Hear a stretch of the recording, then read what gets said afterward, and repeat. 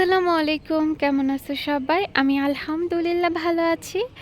তো আজকে তোমাদের সাথে ছোট্ট আরেকটা নতুন ব্লগ নিয়ে হাজির হলাম। তো শেষ পর্যন্ত দেখো, আশা করি তোমাদের একটু হলেও ভালো লাগবে। তো এই তো দেখো, আমাদের ঘরের পিছনেই মেহগনি গাছ আছে।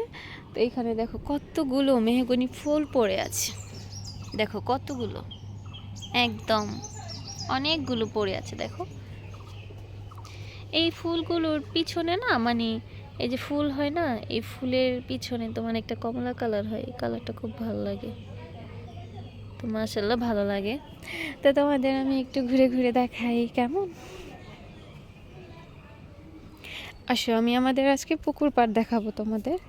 দেখো, আমাদের পুকুর পাড়টা একদমই শুকিয়ে গেছে, বুঝছো? তো এইখানে বর্ষাকালে ভালোই পানি হয়, কিন্তু শুকিয়ে গেলে দেখো একদম কচুরি পানা দিয়ে ভরা, পানি দেখা যায় না।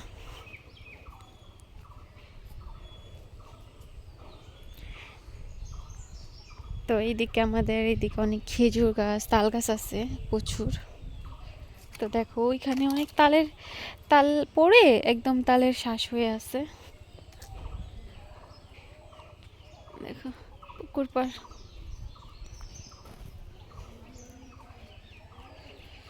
তো আমার এই ব্লগ চ্যানেলটায় আমি ভেবেছি অল্প অল্প করে, একটু একটু করে ব্লগ আপলোড করব। তো তোমরা সবাই অনেক সাপোর্ট করবা কেমন। তো দেখো, এই তো আমাদের রাস্তার সাইডে একটা খেজুর গাছ আছে।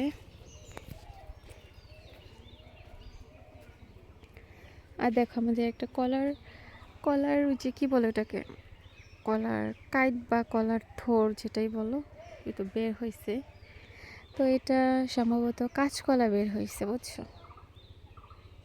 তো এই তো এই দিক দিয়ে টমেটো গাছ লাগানো হয়েছিল, গাছগুলো একদম শুকিয়ে গেছে। বেগুন গাছ আছে ছোট ছোট। তো এখন তো প্রচুর রোদ, সেই কারণে তোমার গাছগুলো মরে যাচ্ছে। আর দেখো এইদিকে টমেটো টমেটো একদম নিচে হয়ে আছে।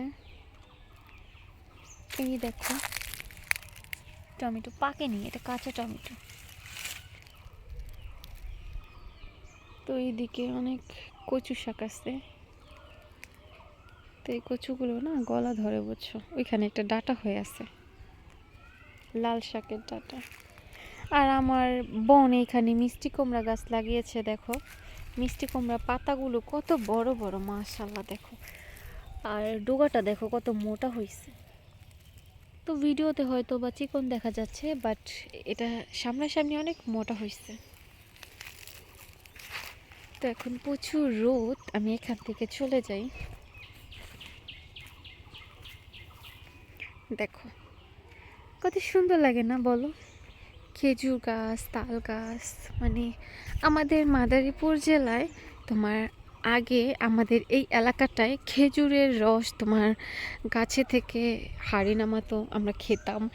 এই তো এই দিকে আমাদের 2-3টা খেজুর গাছ ছিল, তো সেগুলো কেটে ফেলা হয়েছে।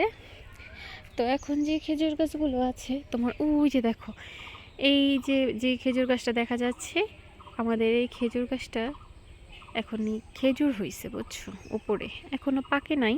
আর এখন বেশি একটা খেজুর গাছও নাই যেগুলোতে রস হবে। তো প্রচুর রোদ উঠেছে।